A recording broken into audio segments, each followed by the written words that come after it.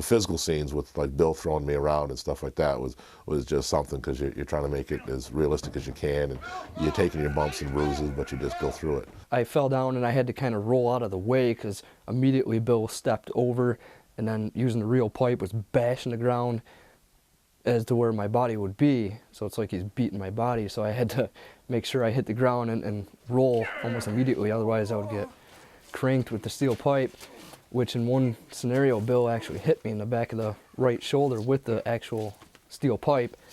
Okay. Bruised my shoulder. I didn't make a sound or say anything for the sake of the film and the shot, but because I'm a trooper. Choked her pretty hard and not realizing I wasn't actually choking her, but I was shaking my hands back and forth like this.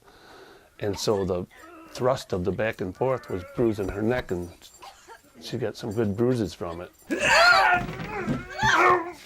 The guillotine was the worst part because we had to do it like over and over again, and my back kept getting scraped against a wooden plank thing. And I went home and I was all black and blue over my back.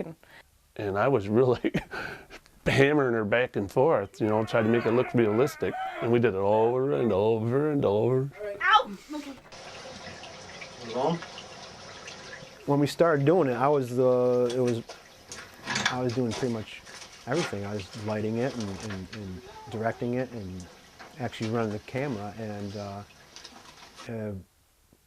April, May, June, about June, from April to June. And then in June, I asked Dave Fulkerson, I said, will you, for free, obviously, come and help me? And he's right on board with that, and he came in. And from that point on, there was times where he couldn't make it, where I did shoot some more, but at that point on, he primarily took over the shooting of it. And it was that much easier to be more of a director, because then you could actually look at a monitor and see and listen to the performances more. Because when you're shooting it, I was paying attention more to framing, and I wasn't paying attention to a lot of the other stuff. But yeah, having been there was a great help. Can we do it? Not like, the pig guts was terrible. For anybody that was involved in that, it was smelly. We had a whole box of pig guts, and we did not know we get pig intestines. We just figured it's going to be this long strand of intestines, and it's all connected together in a sack, and we had to cut open, and it just smelled terrible. And I just kept going and washing my hands because I thought I'd catch some kind of disease from these things. And we ended up using this little thing that looked like a kidney or something with a long strand on it, and it was the only thing we could use. It was supposed to be a window smash, the van window smash. But originally, we couldn't break a van window, so we just had him, the killer, Bill Loomis, smash the head onto the window, and it'd smash whatever. But we used a watermelon, and in the shot, you can clearly see the watermelon break, and you can see the green pieces of the watermelon. So we knew we couldn't use that. And somewhere along the way of editing, we got a hold of a van that we could smash the window. Well, we bought an old van, and just to do for this one scene where we're going to smash the guy's head through the back window. And we put a bowling ball in his head, and we tried everything to smash the window, couldn't get it to smash. And so finally we come up with the idea just to hit the corner with a sledgehammer, and it would smash at the same time. Rolling. But I was supposed to hold on to the head, and it just was such a splattering explosion that it was just like, and the glass flew everywhere, that I just kind of let go and the head fell right off. So it looked like he was decapitated, but a little editing, and also the guy on the camera there, Cody, was a little surprised, so he jumped back as just one scene, but it came out good. It looked good in the movie. You know, we played at the Palace Theater. I figured I'm going to give everybody one night to see it on the screen, because that's probably the only time you see it on the screen. So we had the free event, and everybody came and saw it. And on the theater, and on the big screen, it just, I think, had that much more of an impact. And it's a shame that we couldn't show it more on the screen, because it really worked. I think it worked in the theater better than I thought it would. I think it came out really well, and I was really excited about it. And I think my favorite part during the whole movie was the window scene, because it actually scared people. That was cool. Everybody jumped. Made me happy. Felt like we actually accomplished something. To see yourself on screen, I mean, I was excited all day, but I had never seen any of it, and it was just better than I thought it was going to be. I mean, in certain scenes I knew were coming up, then I would look around and see the whole movie theater jump back or scream, or some of the blood scenes, they'd be like, oh, you know, so we got all the reactions we wanted, you know, and it was perfect. It was a great night. I had so much fun. It's really, really good. I think for people that never did this before, we did really well. Each character, especially the teenagers, did really well. Handling the cold weather, like Shannon's talked about, and stuff like that. They put up with a lot, and I think a good product came out of it. You hear of movie budgets, and you can't even understand what a $100 million movie budget is, and we're working on 6,000. So I think for 6,000, we did really, really well. Unbelievable. Unbelievable that a bunch of people who know nothing about actually making a feature-length film could have something playing in a theater and the audience was engaged. They reacted appropriately at all the right times. They jumped and screamed when it was a scary part.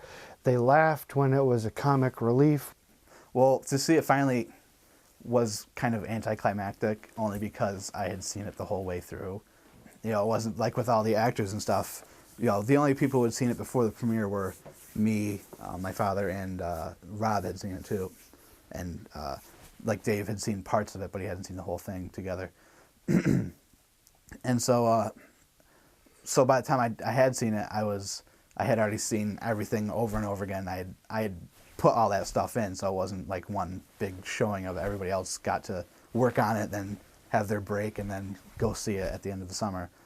But for me, I obviously didn't get to do that. So but it was still fun to see in the theater with people, to see how they reacted to the scares, the stingers that I put in and all that kind of stuff, to see how they reacted to that.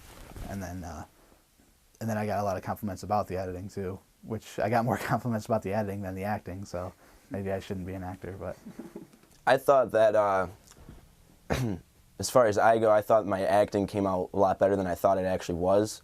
Like, I thought I was going to go there and it was going to just, like, suck acting-wise, because nobody had any clue what they were doing, but it came together really well, and I actually, it was really, really weird to see myself up on screen. Like, the whole day, like, I knew that I was going, but I didn't really grasp what I was going to until I got there, and then I saw myself on screen. I was, like, looking around, I'm like, there's, like, 200 people that are looking at me on this screen. It was really weird.